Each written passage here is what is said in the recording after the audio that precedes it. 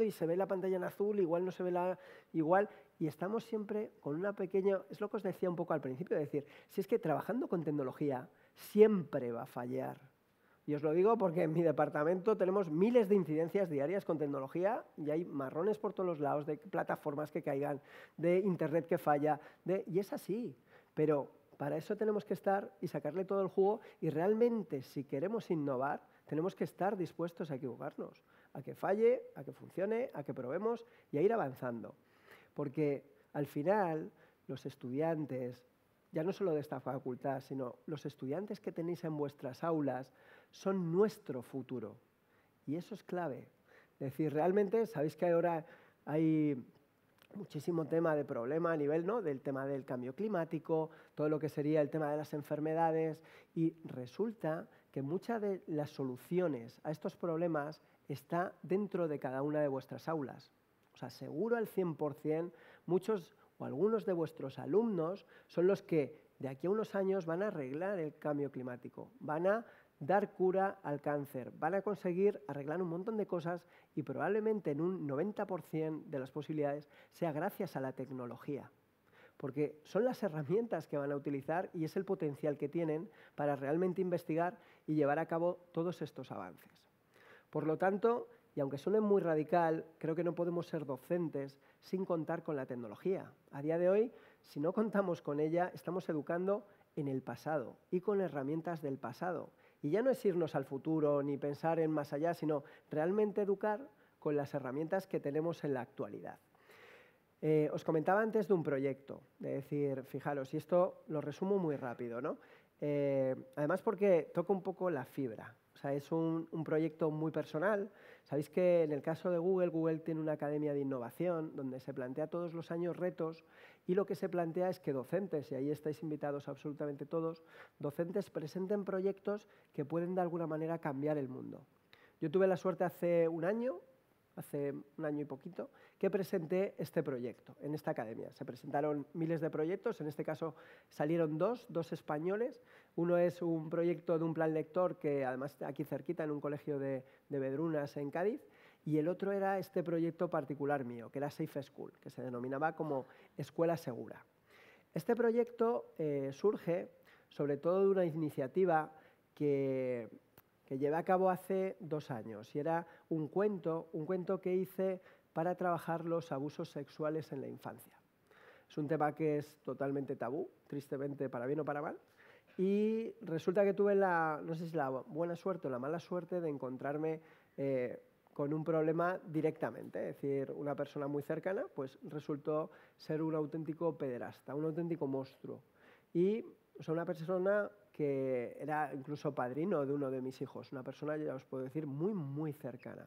Salió en los medios, está en la cárcel, bueno, hubo un revuelo bastante importante con este tema, ¿no? Igual que lo veis en los medios con cada uno de estos temas. Entonces, el problema con el que yo me encontré es que yo no sabía cómo hablarles de este tema a mis hijos, cómo contarles o cómo explicarles que existen personas que son auténticos monstruos y que llevan a cabo acciones que quizás van más allá de lo que podemos plantearnos, o acciones muy aberrantes. Y entonces desarrollé un cuento, que os invito a que lo conozcáis, que se llama No te calles, y está en una web, que es No te calles, cuéntalo, es totalmente de acceso gratuito.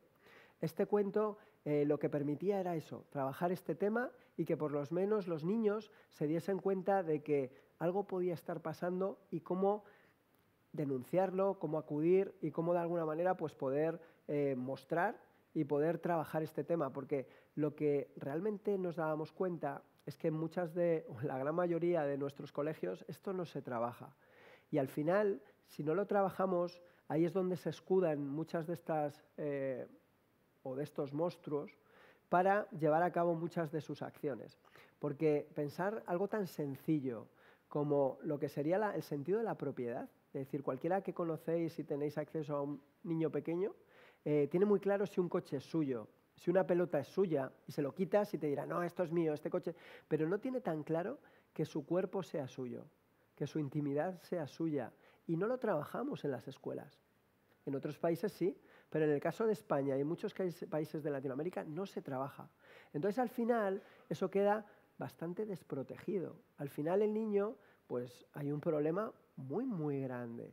Fijaros que hablamos de muchísimos casos y lo que pasa es que en los medios se pone foco a aquellos que pueden sonar más o pueden interesar más en momentos determinados, pero podéis buscarlo en Internet. El otro día leía que solamente en el año pasado ha habido más de 45 millones de casos en todo el mundo de abusos sexuales en la infancia. En España, en unos meses, de aquí a nada, la Fundación ANAR va a presentar un proyecto donde se habla de los 20 años de abusos que ha habido en el caso de la infancia en España. Y los casos son aberrantes. Aberrantes porque 1 de cada 3 se produce en el ámbito familiar. Y el 20% de las personas que conocéis ha sufrido algún tipo de abuso sexual. Que eso es lo más heavy. Es decir, el 20% de los europeos han sufrido de alguna manera un abuso sexual. Y esas cifras son bajo denuncias. Imaginaros si todo aquello que está callado, ¿no? O que no se conoce, que no sea a través de las denuncias. Entonces, este proyecto, ya os digo, fue simplemente un cuento, simplemente, pues, por lo menos intentó divulgar este cuento. Contamos además con la colaboración del Grupo Vocento y se distribuyó en distintos periódicos a nivel nacional. Lo bonito y lo impactante de este cuento es que a raíz de trabajarlo en las escuelas se detectaron más de 30 casos, que nosotros sepamos, de abusos sexuales en escuelas en España, a raíz de haber trabajado este cuento. Y lo tremendo es que gran parte de esos casos la escuela se lavó las manos. El equipo directivo del centro se lavó las manos. Los directores, los docentes que eran compañeros de esas personas se lavaron las manos. Y eso ha sido así. Y es en este tiempo, en estas épocas, donde parece que todos estamos muy sensibilizados. Pero claro, era un problema que se oyera que el colegio no sé de qué, de no sé dónde, pues tenía un profesor que hacía tal cosa. Porque podían perder alumnos, porque podía salir en los medios, porque hay muchos porqués. Pero era un gran problema, lo habéis visto en los medios con el tema de la Iglesia, con escuelas católicas, con un montón de entidades. Y ya os digo, no olvidéis que 1 de cada 3 es en el ámbito familiar, no hace falta tanto irnos al tema de la Iglesia, ¿no? Pero era brutal y era radical.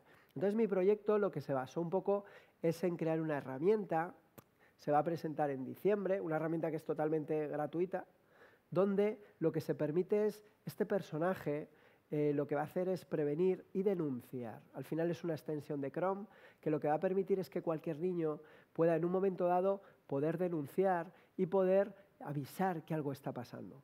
Para eso se consiguió el equipo de la Fundación ANAR, que se dedican, es un equipo muy importante de psicólogos a nivel nacional, que trabaja con todos estos tipos de casos. También contamos con la colaboración del EMUME, que es el equipo de la mujer y los menores de la Guardia Civil, para ayudar a intervenir en absolutamente todos estos casos. El resto de empresas pues, son entidades colaboradoras que de alguna manera pues, intentan pues, patrocinar, divulgar, pero el objetivo es ese, al final, que sea una herramienta que realmente pueda ayudar y pueda prevenir. Al final, el niño, desde cualquier navegador, va a poder acceder a este muñeco donde detrás hay un equipo de psicólogos que puede ayudar e intervenir directamente. Lo que os decía, está la Policía Nacional, la Guardia Civil, como para realmente, si el caso lo precisa, poder intervenir y poder acudir y ayudar de una manera pues, mucho más potente de como ha sido hasta ahora.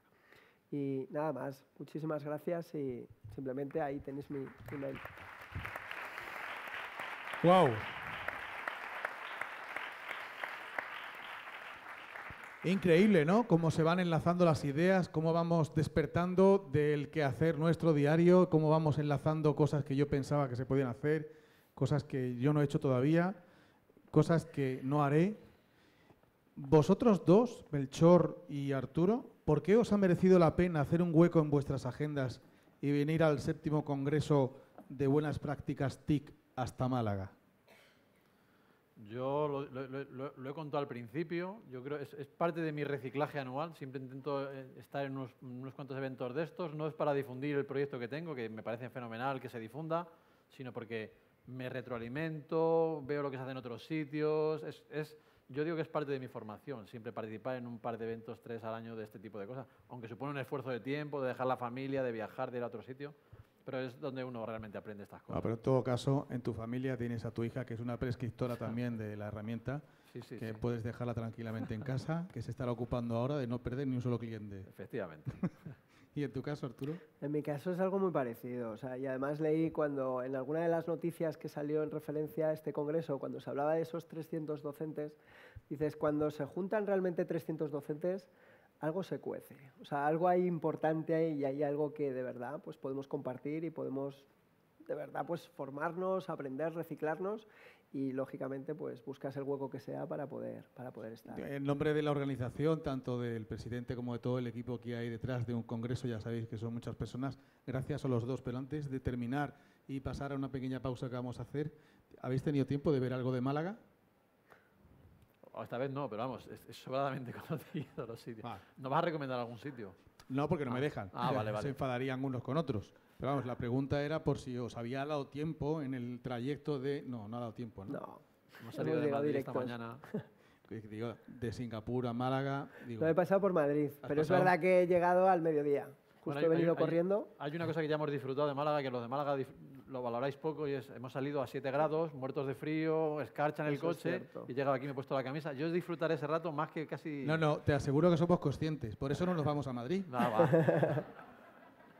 Y por esa razón sigue creciendo el turismo residencial, Ya. porque cada día sois más los que buscáis. Oye, y cuando todo esto ya le pueda trasladar a mi hija o a mis hijos las herramientas que he creado, y la gran lección de Arturo yo creo que ha sido no te calles, a mí me ha impactado en lo humano y sobre todo en lo profesional, porque es un proyecto ilusionante. No tenía ni idea de esa estadística. Ya solamente el hecho de tener esos datos ha merecido la pena, el estar aquí, escucharlo antes de que aparezca en diciembre y haya una campaña de televisión en la que va a participar seguramente alguno de los ministerios, porque estarán obligados a usar nuestro dinero público para tratar de hacer algo en beneficio de la infancia, aunque solo sea porque luego van a ser sus votantes.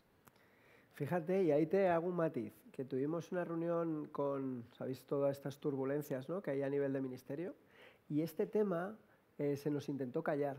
Con todo lo que era no te calles, cuando se lanzó el cuento, nos dijeron que nos calláramos porque de alguna manera creábamos alarma.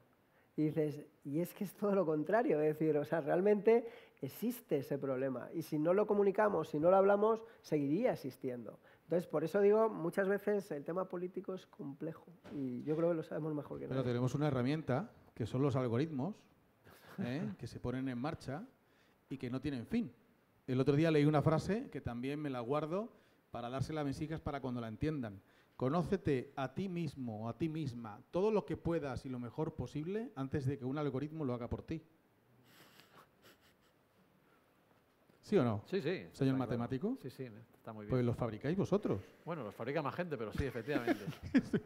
Es broma, Melchor. Pero sí quería decirte, el proyecto que tú nos has presentado en el Congreso es trasladar el profesor al centro. Recuerdo hace 2 años, en la 6ª edición del Congreso Buenas Prácticas con TIC, no sabíamos dónde colocar al profesor. ¿Sí? Herramientas nuevas, el buen uso de las herramientas. En 24 meses, las herramientas son nada más que el camino, el vehículo para hacer que profesor y alumno tengan un mayor vínculo y, si es posible, esté alimentado emocionalmente. Es lo que estoy tomando nota en lo que llevamos de congreso. ¿Estáis de acuerdo? Totalmente. Totalmente. Sí. Está muy bien traído todo. Sí. Todo bailado, ¿no? Todo bailado. ¿Alguna pregunta tenéis en este momento? Sí, allí tengo una pregunta. Allí tengo 2 preguntas. ¿Me podéis echar una mano? Mientras tanto, dejáis las redes sociales un instante y nos acercamos por allí. Por cierto, ¿cómo van las redes sociales? Juan Carlos, me tienes abandonado, no me cuentas nada. Ahora me mandas un mensaje, por favor. Tenemos 2 preguntas ahí al fondo. Si alguien más tiene una, tenemos 1 minuto antes de pasar la pausa para darle el tiempo suficiente a la segunda y última mesa de hoy. Llegó el micrófono.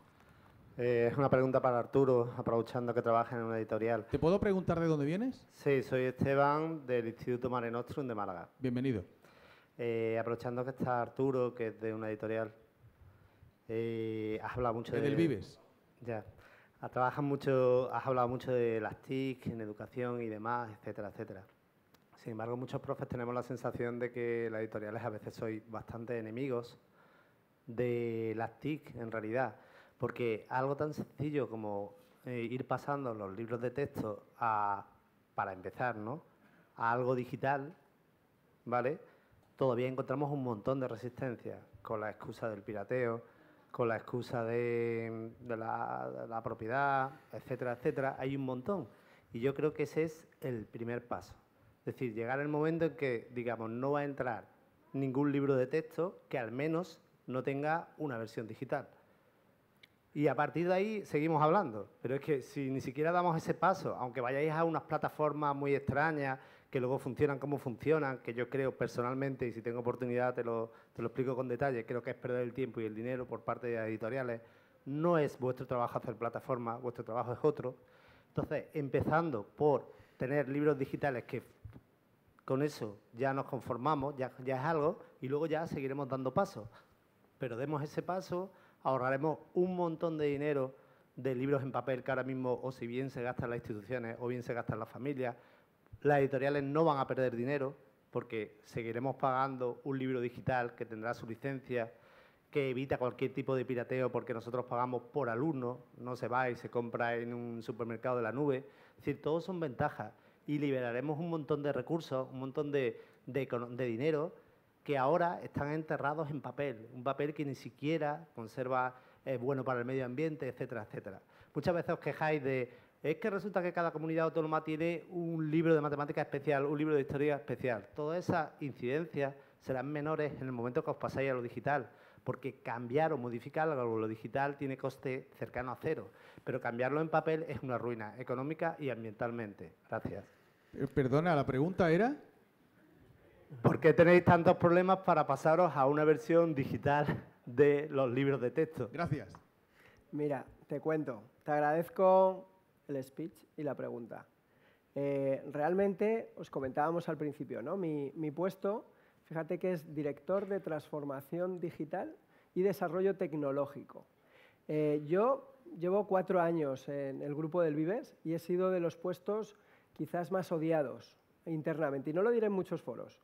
Es decir, quizás más odiados por el tema de viene a quitarnos el trabajo, viene a quitarnos el futuro, viene a quitarnos lo tradicional, viene a quitarnos...